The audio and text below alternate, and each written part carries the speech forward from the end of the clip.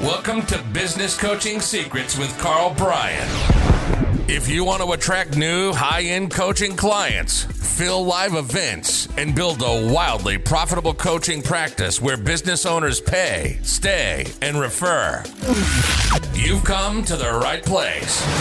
In this podcast, Karl provides his keys to the kingdom for finding and signing high-paying clients and building the coaching business of your dreams. Here we go. Ladies and gentlemen, boys and girls, coaches around the world, welcome to another episode of Business Coaching Secrets. It's your boy, the Road Dog, with none other than, holy smokes, I'm all falling all over my tongue this morning, the man, the myth, the man that is going to make coaching great again, Karl Bryan. Road Dog, how are you? I still have both of the tips of my ears, so that's exciting. It's By the way, I just want to actually, you know what? I don't believe what happened is anything, and I mean anything, to laugh about. I think that you and I were talking, Road Dog. That was diabolical. And again, I wrote in my daily email, poor bugger lost his life, and that must have been scary. So anyways, in all sincerity, heart goes out to any and all involved. My heavens. It's pretty crazy. To me, I saw this thing of just how the tilt of his head, if he wouldn't have moved and turned his head to look at the chart that he was showing, Yeah, that's right. he would have been dead. It's unbelievable. And the only thing I'm going to say is, because don't get me wrong, I'm pretty political in and steadfast in my beliefs, but I would never ever wish anything like that on anybody. That just because I don't that our prime minister in Canada, do I hate the guy? Yeah. Do I wish something harsh? No. I wish him a lovely retirement. That's about as far as you're going to go. But anywho, hey, listen, in the pre-show, folks, sign up, get part of the pre-show, would you? Geesh. Part of the pre-show, we just were talking to Victor, and in terms of his approach when he's talking to a prospect, and Yep. you had asked, do people run towards pleasure or run away from pain? And then you talked about, obviously, the running away from pain is far more impactful and powerful. What I was going to ask you, and I want to save it to this side of the podcast, was, do you do that for yourself at times too, to motivate yourself? And do you have a frame around that? 100%. You gotta manufacture pain, right? Like, again, somebody who's like highly successful, and we just go Roger Federer and Serena Williams and Wayne Gretzky and Michael Schumacher, and the list goes on and on and on. They have like a hunger inside of them, an insatiable appetite for success that they just can't get away from, right? Again, they make more money than they could ever spend in 10 lifetimes, and they're still up. I mean, Serena Williams won a Grand Slam title with a baby in her belly, right? So anyways, yeah, you need to manufacture that pain. And all you do is, it's okay. So Jeff Bezos, here's his frame. What he said, and this is a very famous story that's out there, but he said, like, he had a really good job. He's making hundreds of thousands of dollars. And he went to his boss and said, I got this great idea. I want to call it Amazon.com. I'm going to sell books and CDs on the internet. What do you think? And the guy said, look, I think it's a fabulous idea for somebody other than you. And he said, why? And he said, because you make great money. So why would you put it all at risk? And then Jeff Bezos said, well, I went home and I kind of thought about it. And the way that I framed it up is that I'm an old man, and let's call it 80 years old, and he's on a rocking chair on his front porch. And he says, when I'm 80 and I'm on the rocking chair, would I have regrets for not attempting this? And the answer is hard yes. So he said, I've got to do it because I don't want to be 80 years old on the rocking chair, and I want to be able to minimize my regrets. And that's why he started Amazon. Like, that's the story right there. So he kind of manufactured a little bit of pain there. Like, he's 80 years old and didn't do it. And that's what you got to do. And so in a hard deadline shoots, there's nothing. There's no drug in the world. There's no steroid. There's no dollar figure that's going to be as motivational as a deadline that you can't miss. So example, you're doing a local live event. We say you got to call the event, call the chamber, give them your credit card, book the date, start inviting people, right? Again, your presentation will be practiced, your close will be practiced, your opening will be practiced, the people will be showing up, the booklets will get printed, the signage will be behind you, you know, the books will, you know what I mean? Like, so basically everything will fall into place, but you manufactured, like, by setting the deadline, the hard deadline that you can't miss. That's why, you know, things tend to get, it's 80-20, right? 80% gets done in the last 20. If you've ever been to university, you know that the night before the exam is when you did most of the studying, if not all of it, right? And sure, there's conscientious individuals and highly analytical that, you know, do it all the right way, but you'd be the 20 and not the 80. That's the way the 80% of us did it. We all studied the night before and then forgot everything. So unfortunately, what I did is I used memorization as opposed to, you know, learning. So unfortunately, I never got any, you know, I had a very good grade point average. But unfortunately, you know, I wasn't the greatest student in the world because, again, I was using memorization as opposed to, you know, traditional learning techniques. So there you go, Shoots. That's my answer, bud. The only thing I want to add to that is when it comes to, and again, like professional athletes, you use hockey as an example, right? Game 7, Stanley Cup Finals. I heard the one speech where they said, you know, listen, boys, this is your opportunity to leave it all out there. You don't want to be sitting there in the summer knowing that you didn't win and realizing that maybe I could have done this or tried a little bit harder, right? Yet that you didn't leave your all out there.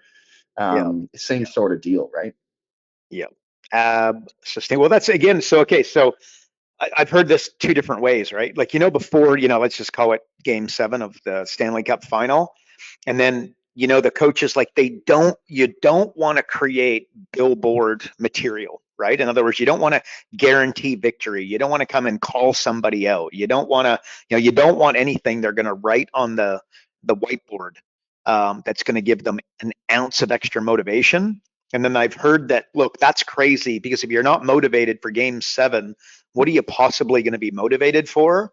But I vehemently disagree with that in that the goal, like, in fact, this year, the NHL playoffs, Florida won against the Oilers, and guess what the score was? 2-1. I was there, by the way. Very cool.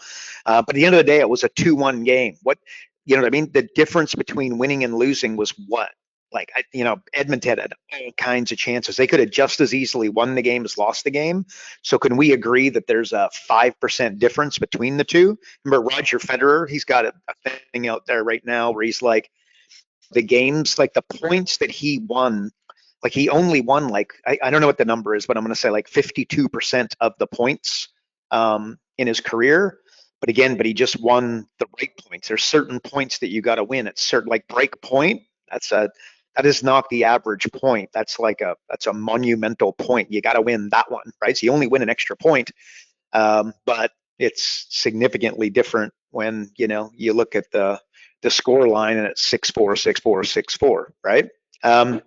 So anywho, that just those little, you know, there's a 5% variance between winning and losing. And if something that you write on that board pisses off one of the, not all of the players, but one of the players or two of the players or the coach, that makes him, you know, decide on something a little bit different that gives them the favor, bad idea. So that's, again, where you hear in professional sports, don't give them anything that they can pin up on the billboard, because it just gives them that little extra, you know. It's so when, you know, that deadline or that push for the business owner trying to, you know, fill the event or accomplish that goal, look for, you know, manufacture those types of billboard type stuff. So anyways, there you go, bud. That's my answer. Did you watch Wimbledon at all? Like, I'm not sure if you watched the men's.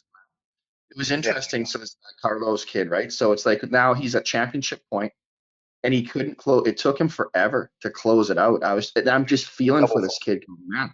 The amount of pressure and the fact that he's so young and like a guy like Djokovic, Federer, Nadal, like for those guys, they've been there how many times? But this kid was just struggling to close him out. It was just, it was interesting. Yeah, he had him 40 love and came back. But anyway, there you go. Yeah, cool. But that kid's awesome. Okay, so in the spirit of the way that we're always doing the podcast now, is there in the past week, let's talk about needle moving activities. Give us something over the past week that you've sort of either implemented or sort of discovered that's really made an impact for you. Um, okay. You frame it that way, it might be a little different answer, but here's what I'd say. Tell me what you want, and I can tell you how to get it, right? But you must clearly define it, right? So set your life, your energy, your mind, your heart upon a particular isolated destination, and you will get it. You will eventually get it. It might take a little bit longer. It might take 6 months, 12 months, 18 months longer.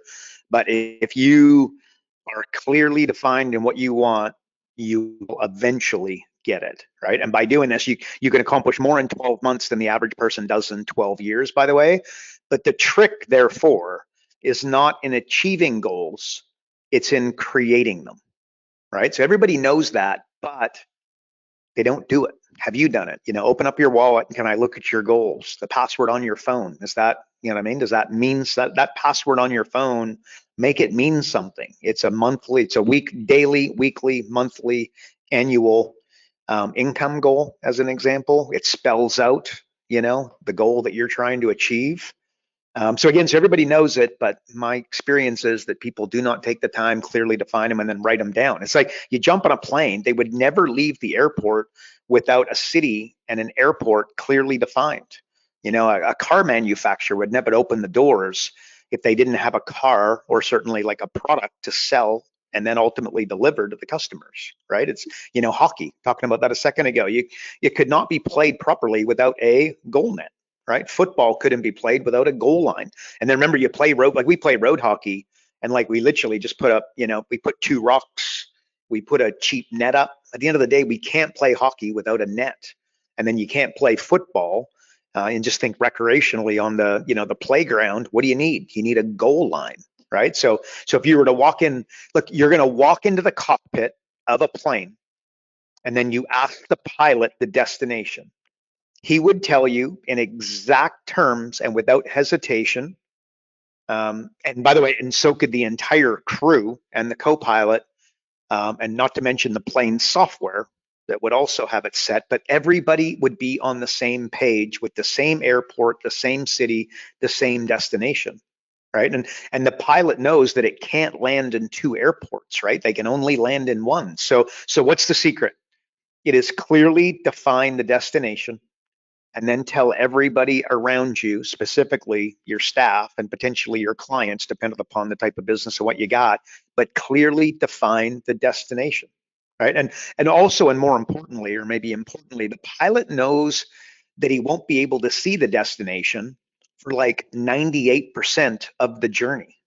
How wild is that when you think about it, right? But if he follows the process, he uses his software, he uses his instruments, he's going to arrive, right? Just like the business coach, day to day, you work consistently and with discipline and towards the destination, right? Prospects, clients, partners, JVs, referrals, your revenue, your profit margins will magically appear. But the only difference is they're not magic, because like you set your sights on a clearly defined destination, just like the airplane leaves LA and is going to New York. And remember, it knows exactly where it's going, but remember, the wind keeps knocking it off course, off course, off course. And then the pilot's job is to knock it on course, on course, on course, on course the whole way through, right? So like, don't expect it to pick your destination and expect it to be some, smooth, clear, smooth and clear, right?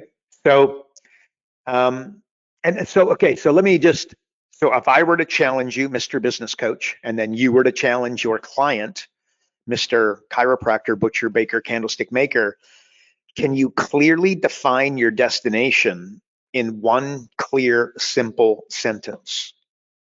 And if you can't, I want to challenge you to do so, right? Like every business needs a purpose, every game needs a reason, right? Every business needs a purpose, every game needs a reason. So I want to challenge you with your business to basically be able to sum up your version of New York, which is a destination, in like a single sentence. And I think, I think that would help. But in essence, tell me what you want, Shoots, and I can tell you how to get it. The problem as we've talked about many a times, it's very challenging to decide clearly and definitively exactly what you want. So there you go, Shoots. That's my answer. How'd I do? What was that you just said? Of the to clearly define it in one sentence? Is that what you said? Clearly define your destination in a single sentence. Is this 10, where I put? 10 Go ahead. attendees every Tuesday at 7 a.m. for an entire year, no exceptions. That would be two Mm. sentences. Maybe a comma. Maybe a comma. No exceptions. Okay. But anyway, you know what I mean? Like super tight, man. Super tight.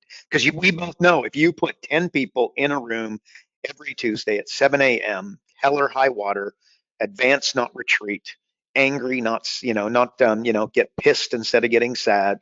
The clients, the revenue, the margins, the partners, the referrals, everything would happen, right? Or, um, 25 clients that surpass the goal of $1 million gross revenues within 12 months, right? Super tight, highly, and by the way, you see what, like, I want you to think about creating an impact, like, what most coaches, and there'll be some listening, unfortunately, that will think this, but 10 grand a month recurring revenue, right? Look, it's okay, but it's so lame. It's so lame. That is not going to inspire you. It's not going to inspire Road Dog or me, and certainly not your clients. There's nothing inspiring about you making 10 grand a month, right? So again, because if you were to put 10 people in a room every Tuesday at 7 a.m., hell or high water, I got to tell you that what's going to happen is that not all 10 people would buy from you, but as you get better and better, remember, it will compound. Remember that the pilot can't see the destination for like 98% of the trek.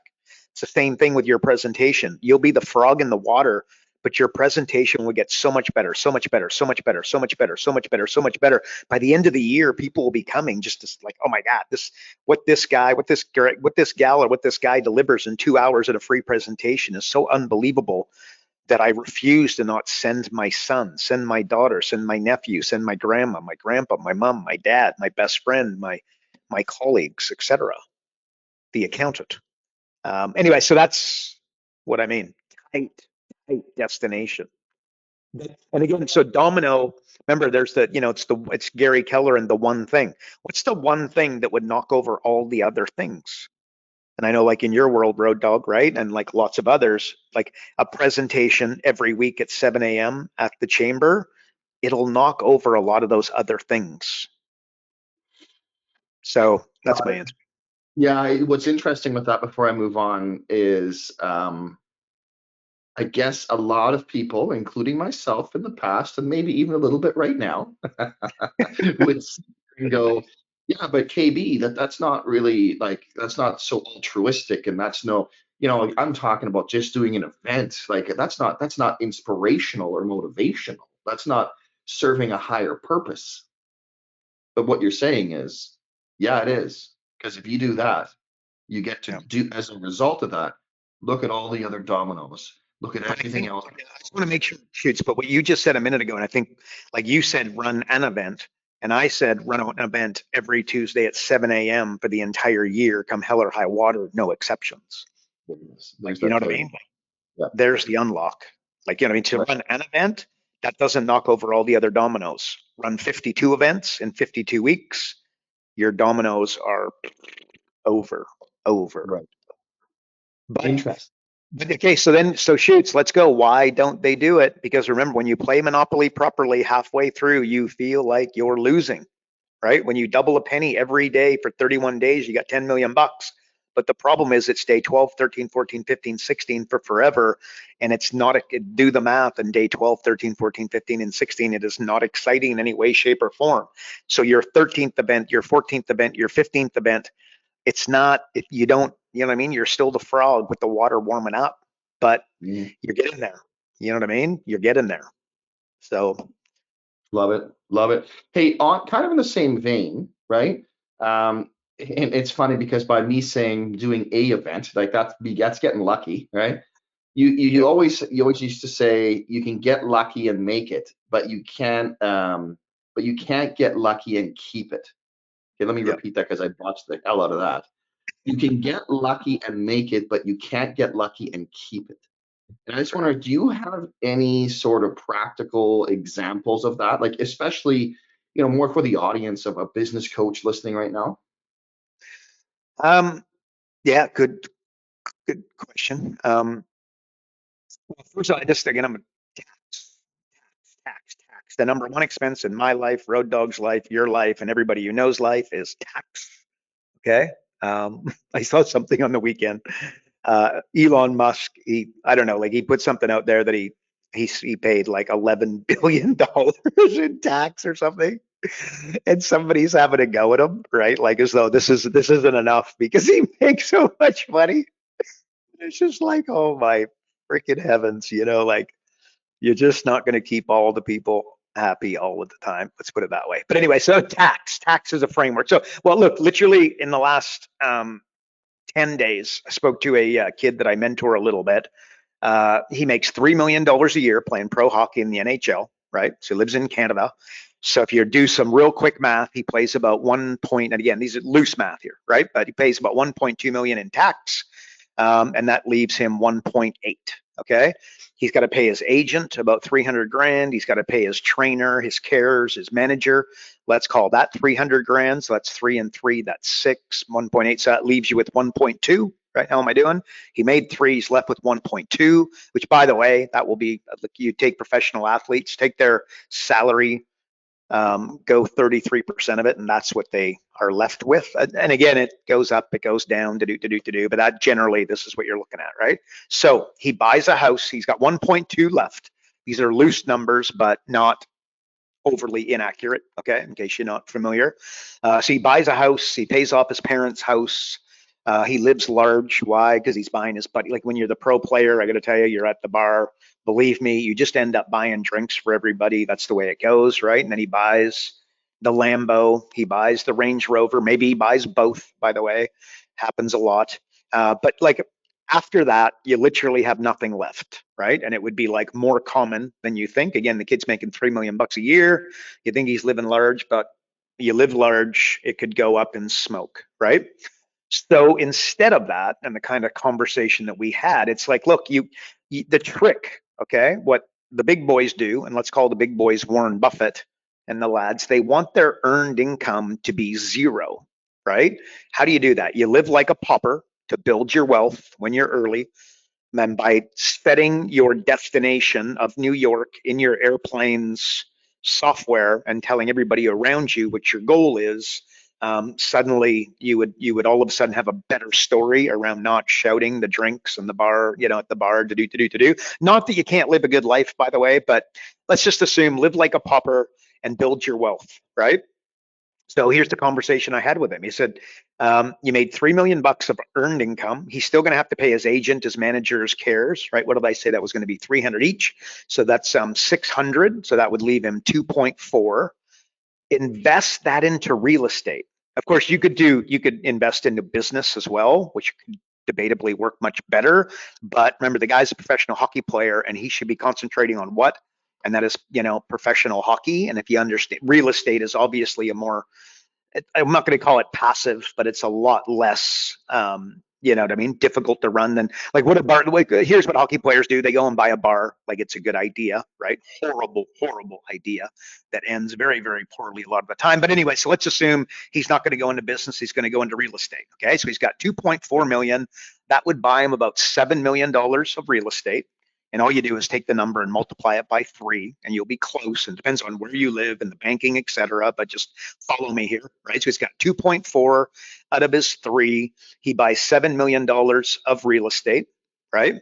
And that real estate, $7 million, let's assume that's going to spin off like $100,000 a year, right? Or actually, hang on, it would be, hang on, whoa. There's $3 million of accelerated depreciation in there, importantly, right? So that means that he will no longer pay tax on the 3 mil, right? So the $1.2 million of tax, he's no longer going to pay, and he would actually end up with a large tax credit for the following year, loosely in this example, $1.8 million of a tax credit, right? Bottom line is that $1.2 million of tax he wouldn't necessarily be paying, right?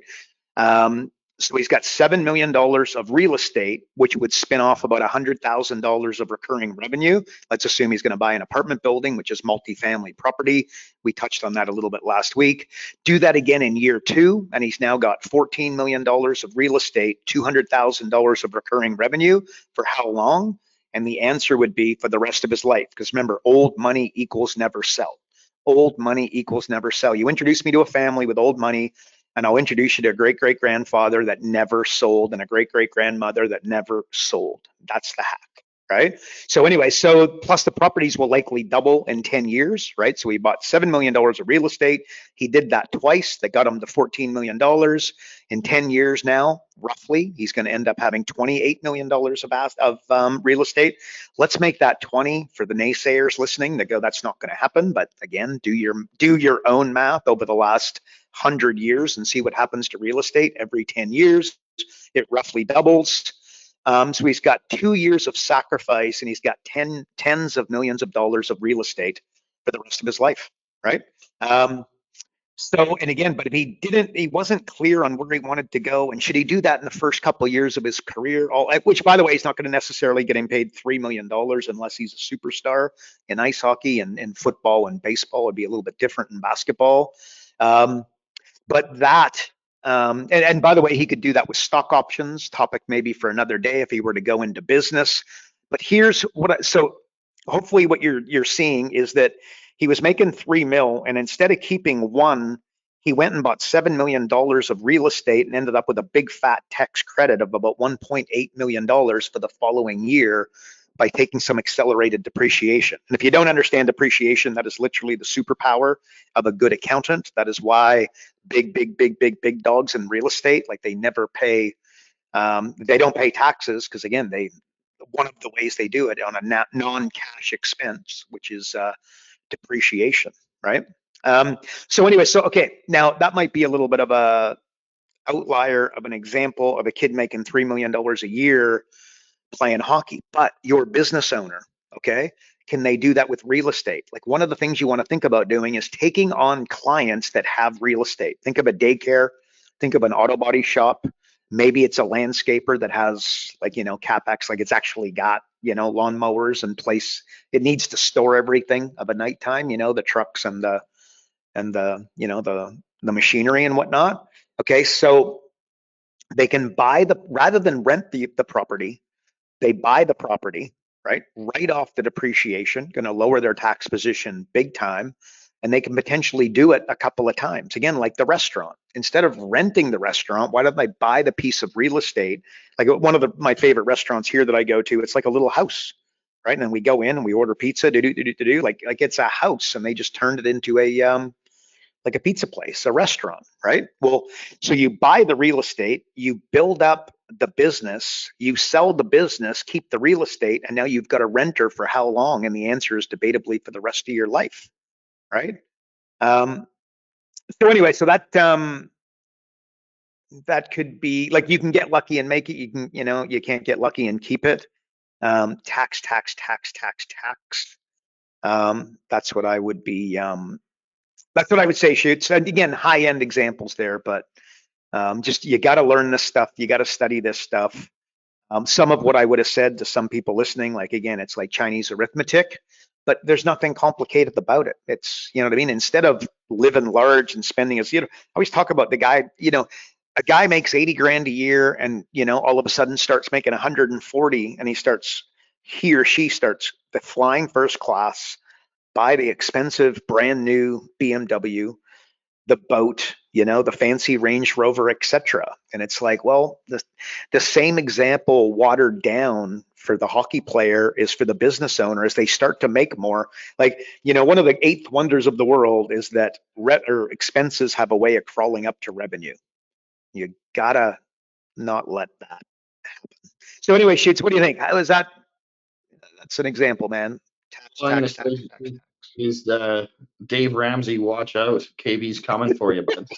Oh my God, Dave Ramsey. So again, Dave Ramsey, folks, if you're making 80 grand a year working at the hotel, Dave Ramsey's great. If you're an entrepreneur trying to build wealth for your family, and leverage is something you want to take advantage of, Dave Ramsey might not be the right person. But why you do want to follow Dave Ramsey is he is I said this not long ago, but he is a billionaire info marketer, and watch him market. Don't listen to some of his advice that I don't agree with, and you can have your own opinion and go for it.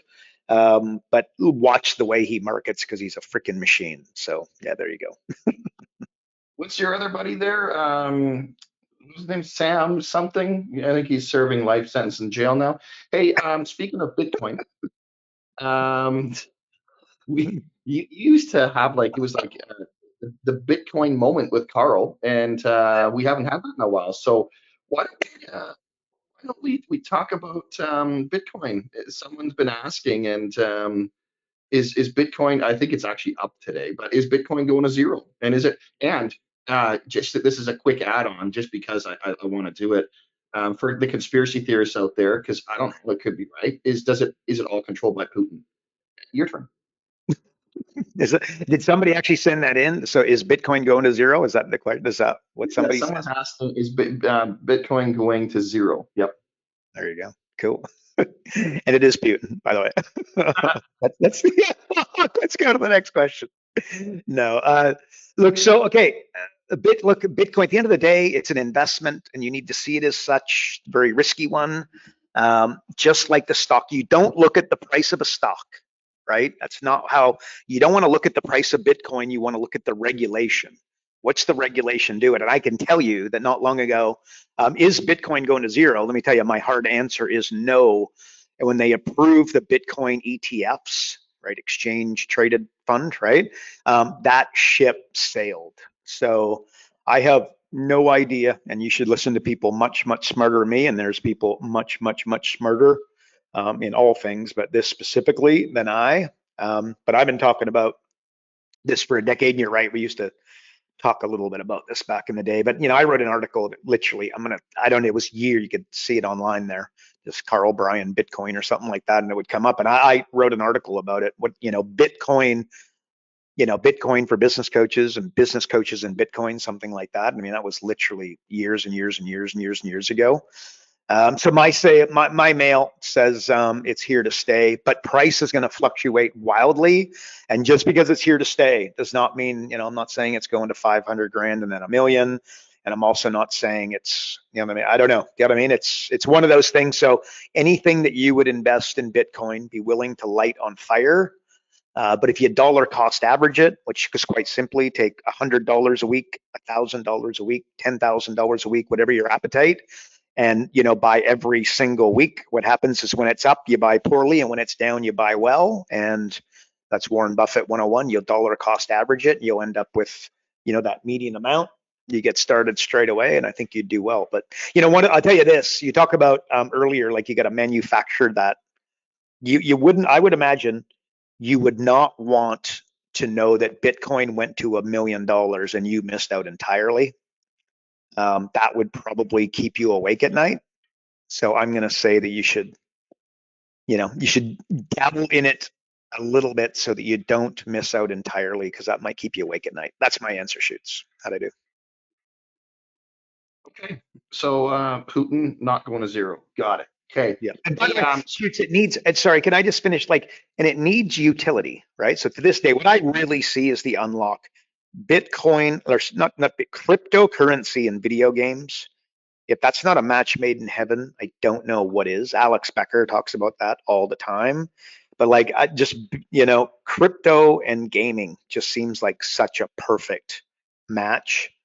But at the end of the day, it needs utility. You got to be able to walk into the grocery store and buy groceries with your Bitcoin. You got to be able to call the plumber and have come to your house, and then you pay through Bitcoin. And obviously that, in all, in a black and white sense, that is not available to the average person. And that again, so I would, regulation, I would also be watching that. Is it becoming more functional? Is the utility of it actually evolving? So anyways, it's interesting. And that's in all seriousness, when you said at the beginning there, don't look at the price, look at the regulation, it really reminded me of there was this interview that Bezos had. I think I actually forwarded to you a while back. And he says, I don't look at all the things that are potentially going to change. And I Yes. look at the things that Yes. aren't going to change. And Yes. right. Yes. And he goes, what's not going to change in 10 years and 20 years? People saying, yeah, you know what? I think you should be charging more. I think I'd like that delivered a little slower. Yeah. I thought that was just so brilliant. Dude, that I want to make sure that can I just paraphrase that so that everybody gets it? Go. Jeff Bezos said, like, rather than looking at like trends and things that are going to change, like AI, he went to the truth and he went to first principles and he said, what's not going to change in 10 years? And then let's make that the foundation of Amazon as opposed to things that may or may not take off, right? It's like blockchain, but by the way, blockchain by now, my good buddy of mine is a big dog in it's blockchain. And, the reality is that it hasn't done what it was supposed to do. It's like beta, remember VHS and beta was significantly, better, but it never took off. Remember like the TV VCR, the phone fax, or is it the phone? Am I aging myself here? But lots of just different things that were really, really you'd think like, oh my God, this is going to be next level, and they just never quite get there. So he just goes to truth, first principles, and what's not going to change, and says this is a better plan. So I think that's awesome. That's what I think. It's also interesting when you say blockchain, right? I take a look at what regulators want that, right? Like it's such an unknown. Just because it's better for the consumer doesn't mean it's going to win. Take a look at all these real estate, right? You love talking about real estate. Well, take a look at realtors.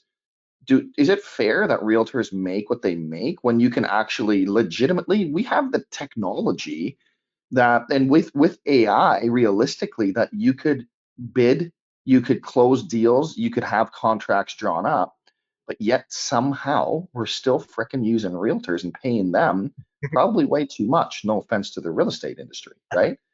Yeah. Just certain things it just seems won't change.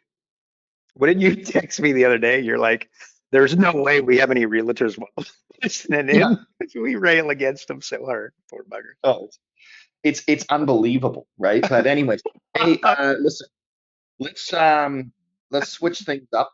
Why don't we do a little bit of Christmas in July? How about we do that? It's the half new year, and I wouldn't want to just see if maybe you've got any advice to the folks listening and their clients as sort of a halfway through the year early Christmas gift. How's that? Ooh. Okay, so what we're talking like New Year's resolutions kinds of thing, like goals. Likely, right? Like this is likely a time where people are looking back and going, "Oh, Where am I? I didn't quite get that done," or whatever. Yeah. Reset. Yeah. Yeah, that's a good, and again, that you should, like, if you, instead of having one New Year's, if you had 4 for your company, so every quarter, you did a bit of an assessment and set some goals, etc., you'd be, I would dare say, not 4 times ahead. Not, you wouldn't 4x your year. I think you would 12x your year. Throw some math out there. You know what I mean? Like you'd be 12x. I didn't want to say 10x. That's all. Anyway, so you'd like 12x your year by having 4 New Years instead of 1. But anyways, frame. Look, again, the goal isn't to be rich. The goal isn't to be wealthy. I think the goal is to be free. That's for you. That's for me. That's Road Dog and clients, or I would dare say, without putting goals in yours, but freedom is kind of what people want. Like, and maybe look, a goal is something that you can see, and then a target is something that you can hit. So make sure that you adjust the two, right? Like you set targets. Let's put it that way, right? And let me ask you a question: do you have targets set? Right? Do you have the bullseye? One of the programs we have, Local Legends, one of the things we say is you got to do 3 events in 3 weeks. Don't think anything further than that. And again, we start with 1, obviously, but it's just three events in 3 weeks, ready, set, go. Or like, that, okay, so we talked about impact goal earlier, and it's like the coach that can't get clients, their goal is to look and feel, I'm going to say significant. That's like the Tony Robbins version of it, right? Like they're trying to look good. So the goal for somebody struggling to get clients, their goal is to look good and feel significant. And then the coach that has a lineup of clients and a wait list and more referrals than they can get to, the goal is to make them, their client, look significant, and make them feel significant within themselves. Okay, so I'd say that properly. Like, the goal is to make the client look good and significant and make them feel significant within themselves, right? So see the difference in the goal? One is I'm trying to look good, and the other one is I'm trying to make my client look and feel good. And I would let you guess as to which one is going to provide a significantly better outcome. But it's, delayed gratification and all those things come into it. Remember, PhD in personal development, think and act in the interest of long-term versus short-term, the end. Right. So again, a PhD in personal development, think, act in the interests of long-term versus short-term. Drop the mic.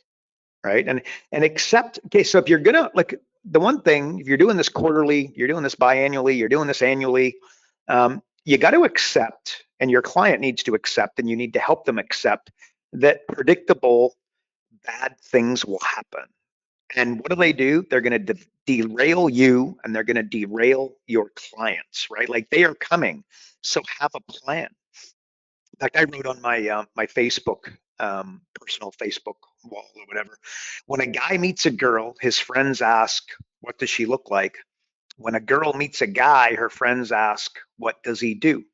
Right? Translation, we're insanely predictable, both the guys and the gals. And yes, there's outliers and anomalies, of course, right? But the next time your prospect, your client, your friend predictably says or asks, hey, can I borrow $1,000? Or, the prospect says, look, I need to ask my wife, I need to ask my husband if I can buy your coaching, if we can fit this in the budget. Or, it's Thursday night, I want a drink. Or, road dog, it's noon, let's go have a cold one. Let me, your prospect says, let me think about it. Your prospect says, I'm not sure, that's a little more than I plan to pay. That's outside my budget. Or here's a good one. You're coaching the client, you're at the 90-day, the 6-month, the 9-month, the 12-month mark. And what do they say? Look, this is really great. I love you. It's not you, it's me. I need to take a 90-day break from your coaching services.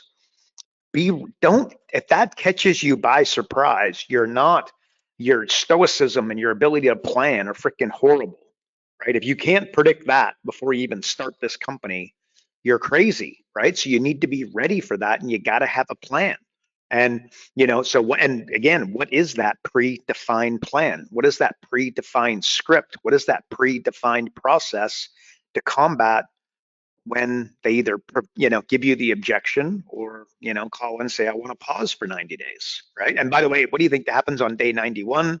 And I'll give you the red hot tip, because I can predict bad things happening. It's that they never end up getting going again, the same way that somebody advertising does the same, right? So operate like a stoic and plan for how you're going to handle situations like this. Also, how you're going to handle adversity, and you got to be expecting it, right? And that way, what is that going to allow you to do? Take the emotion out of it, right? So when you're ready and your client says, I want to take a 90-day break, that can upset even the most stoic business coach, right? The most alpha of males.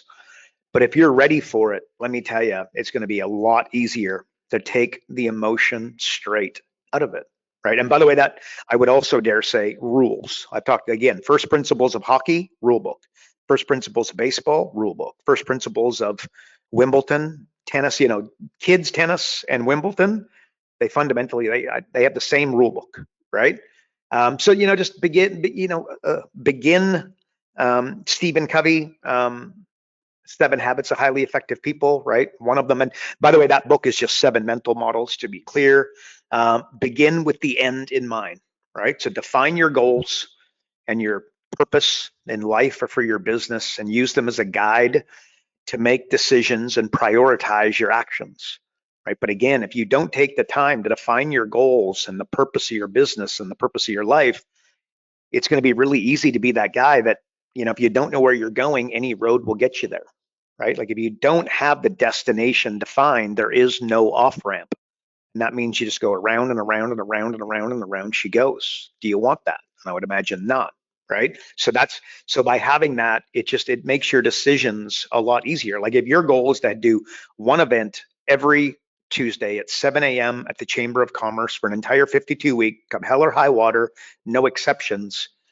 I don't know. Is that going to make it a little bit easier for you to make decisions? Is that going to make it a little bit easier for you to prioritize your actions throughout the week? And if you think you reverse engineer that and think that through, the answer is an unequivocal yes. It's like Bill Belichick. He's no longer coaching, by the way, but we can pretend. But like he's a stoic. And when he's coaching a football team, whether it be the high school team that he's helping now, or it's the New England Patriots or whoever he's going to coach next, he spends his entire week preparing for what might happen. If this goes wrong, what happens? If this goes wrong, what happens? If this happens, what's the second, third, fourth order consequence? That's what he thinks about. So my question is, Bill Belichick does that, and debatably he's the greatest coach of all time. Now that he can't get a job, that might be in dispute big time, but his record stands for itself, and a bloody impressive one. He is a stoic who spends all week preparing for what might happen. And my question for you is, do you? And then does your client? Right? And I would dare say no. So anyway, Shoots, that's my how'd I do? I don't know. 6 months. The bottom line, the goal is I kind of started as a frame. Like, you're not trying to get rich, you're not trying to get wealthier. I don't think so. No doubt you do want to be rich and you do want to be wealthy, but if I were to drill down, go 7 levels deep, and if not only 3, we'd get to freedom. But the thing is, you define freedom and Road Dogg defines freedom, and I define freedom differently. So we got to be able to define what freedom means to us, but that's ultimately what we're looking for. It's not the riches and the wealth. It's ultimately that not that feeling, but that reality of freedom to choose. Ultimately, the reason that you want to make a lot of money in business or else, other places, is that you want to be able, you have options, right? Like you got options. And I think there's insane power in that. So anyway, Shoots, that's my answer, bud. What do you think? Well, I think that for Belichick at 72, the only way that you can continue to evolve and try and predict things and challenge yourself in terms of how someone's going to think, you know how you do that? You date a 25-year-old. Anyhow, be coming. Yeah. Well, Shoots. Well done. there you go. Hey, by the way, I totally didn't see it on the question sheet, but the moment of Zen, where's the KB moment of Zen for this week? I didn't see it on the sheet here. I don't know why I missed that one. Let's go. Let's go. What do you got? Top of your head. Zen master. What do we got? Yeah, the Zen master, Buddha. I just had one of that. It slipped. So the Zen thought of the week is that I got to go to Old Faithful because I had one and it just zipped. But you got to needing nothing attracts everything. So you've got to manage that one. Needing nothing attracts everything. So there's my answer. How we missed that. How dare we? People tune in specifically for KB's Zen Mastery of the Week. Wait for the digital product coming soon, only for $9.97. Anywho, anything else? You want to close us out with one thing in particular that somebody can take from today's episode, put into their business, and start making money? I know what it is for me. I just wonder if we're on the same wavelength. Go ahead, Shoots. I'm going to say that I think like, the Christmas in July type thing, and like resetting, just having 4 New Year's per year. What did I say earlier? You're going to get like a 12. You don't get like, you know what I mean? Like it compounds. Okay. So you do it 4 times a year. You're not going to 4x it. You're going to do better. I'm going to say 12x it. I got no idea what that number is, obviously. And it will be dependent upon who it is and how often you've done it and how good you are at doing it. But that will compound. So by having 4 New Year's, 4, yeah, you know what I mean? Having 4 year ends per year would be very, very powerful. So that's my one thing, Shoots. I'll to add to that. I think I don't know how many times Dan Martell was talking about it, where he said, you look at your goals once or twice a year. He goes, I look at my goals and review them. I think it's like 3 or 4 times a day. So, right. It's just the more successful people that I meet, it's almost becoming predictable in terms of what their habits are. It's wild. It's absolutely wild. But that's not my biggest takeaway for this week, Shoots. What is it? It is, can you tell me in one simple sentence, right, exactly the purpose, or what is it, the purpose of kind of what you're doing? Like, what's the one sentence that's going to drop sum up your yearly goals in one sentence. There's the one sentence. Boom. There it is. You know what? Mic drop. There it is. Thanks for tuning in to another episode of Business Coaching Secrets, everyone, with the man who is going to make coaching great again, Karl Bryan, folks. He is Bryan Road 2028. It's happening. And if you're not on the inside and getting access to the pre-show, or you aren't getting Karl's daily emails, you want to learn about flash coaching, you want to learn about profit acceleration software, you want to just learn how to actually grow, scale your coaching business, go to focus.com, subscribe today. And if you enjoyed the podcast, please share it with a fellow coach or someone that you think might make a great coach. And again, if you liked what you heard, leave us a review, like and share, do all the things, as we want to make sure this message gets out and helps as many people as possible. That is it for another week, folks. We will see you on the next episode. And remember, progress equals happiness. Take care, everybody. Karl Bryan built Profit Acceleration Software 2.0 to train business coaches how to find any small business owner more than $100,000 in 45 minutes without them spending an extra dollar on marketing or advertising. This becomes a business coach's superpower. So as a business coach, you'll never again have to worry about working with business owners that can't afford your high-end coaching fees. Check us out at focused.com.